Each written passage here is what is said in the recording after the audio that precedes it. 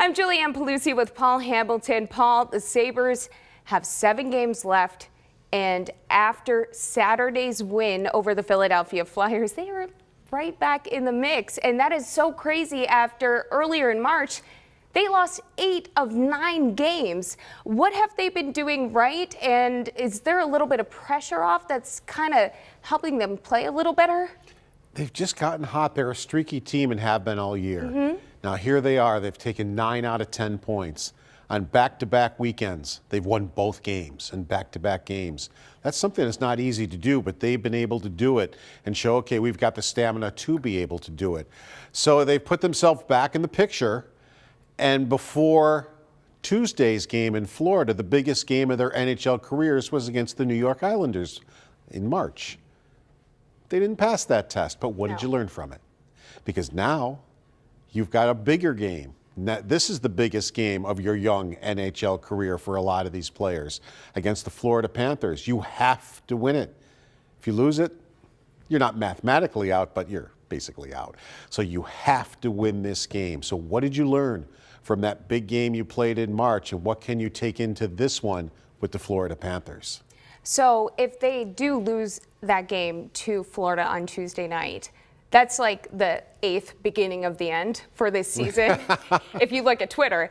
But what do they need to do against Florida on Tuesday, and how well have they matched up against the Panthers in your eyes this season? In past years, they haven't matched up against them, but they did a really nice job in their win against them in Florida the last time they were there. It was a real good game for them, and they just never let Florida get into transition. They got to their game first. You know, Don Granato talks about that a lot.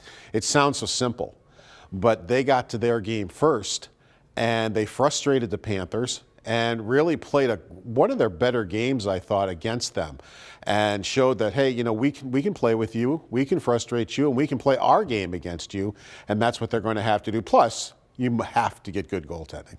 Quick answer. Are we going to get a Tkachuk and Dahlin fight, you think, on Tuesday? No, they're not going to fight, but they're going to beat each other's faces. And if Devon Levi plays when he's down on his knees doing his yoga or whatever, you know, when he's looking at the goal. At some point, it's somebody, coming. It's coming. It's coming. Tkachuk might be that guy who might visit him when he's doing it. You think it would be Tkachuk? No, that could be. It very well could be. But the Sabres also still have the Penguins in their way. How hard of an uphill battle do they have heading into these last 7 games? They have some games in hand on the Panthers and the Penguins, but there's still that uphill battle. The problem is they can catch the Panthers on their own. They cannot catch the Penguins or the Islanders on their own. They need help. So what do? You take care of your own business, like they've been doing in the last 5 games. Take care of your own business. However it shakes out, you can't control that. So if you win, that's all you can do. So you can take care of business. You can catch Florida. That means you have to catch one or the other. You don't have to catch both and keep the teams behind you. Right. But you got to catch one or the other.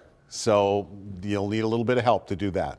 And they got a little bit of help from Devon Levi making his NHL debut. What did you think about him against the Rangers and being able to pull it off in an overtime win? And I just love that in the dressing room after the game, he said, you know, when they tied it 2-2, when the Rangers tied it up and they went on a power play, I wanted to see one-timers. I wanted to see, you know, some tough shots, because that's when, how do you find a way for this team to win? I thought that is exactly what you want out of a goalie, and was a very determined attitude. He just seems to have so much poise. And it's not lip service. It's not arrogance either. No. That's how he believes. He's not just a goalie. He lives the position. I mean, he's not just a guy who plays the position. He lives it. That's what he is. That's his, right now, that's everything for him. It's all the studying he does. Everything he does is put into being a goalie. And the preparations are just unheard of, what he does and how he prepares and how he concentrates and how he does things and how he craves teams, yeah, come after me. You want to come after me? You want to take 19 shots? Let's go. Do it. I want the challenge. I want the challenge. Let's talk about the big game in Florida. Do you think he would want to play in that game? The Florida Panthers are the team that drafted him. I wanted to ask you, what do you think about that game in Florida? Because he will be on 3 days rest. Mm-hmm. Do you take your young guy that just came out of the NCAA and has played one NHL game, do you take him and do you put him in that situation that is basically a playoff game for the Sabres? I absolutely would, because if it does go south, he's a confident enough guy, he'll be fine. You know, it won't affect him, I don't think. So, yeah, because go by what we know of him now. Don't you think he would just love to go in the crease?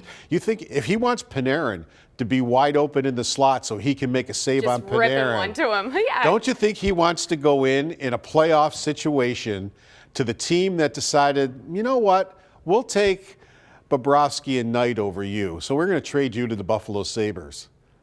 Don't you think he might go in there and show the Florida Panthers that maybe they made a mistake there? So just the way he talks and the way he is, and I think he would say challenge accepted, let's go. It will be very poetic. And just moving forward, if the Sabres are able to do the improbable and they are able to make the playoffs, at this point it looks like they can't pass the Islanders. It would have to be that second wild card spot, and that gets you Boston. Who do you put in that game one if the season was over right now and that was the situation? Craig Anderson, but I might have a different answer if you ask me when the season's over. In a couple games, yeah. You know, right now it would be Craig Anderson. If it started today, I would put Craig Anderson's injured. If not injured, I would put him in that.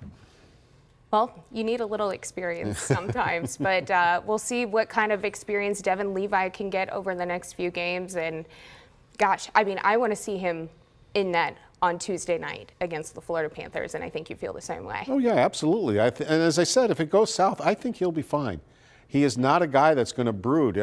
Kevin Adams was talking about there was one college game he went to. He gave up 8 in that game. He goes, I was never more proud of him, the way he handled it, the way he never once blamed a teammate or had body language that blamed a teammate or anything else, and he was fine the next game. You know, now that's not the NHL, right. But still, I think he's got the mental makeup to be fine no matter what happens. It's like, okay, on to the next game. I need to work harder at this, this, and this, and we'll be fine. And bad games happen at every single level. Like, you're still going to have a bad game in college every once in a while. And I think the way that he handled it and that he didn't want to get out of the net, that's pretty impressive. So we'll see what happens on Tuesday night. Paul, thank you so much.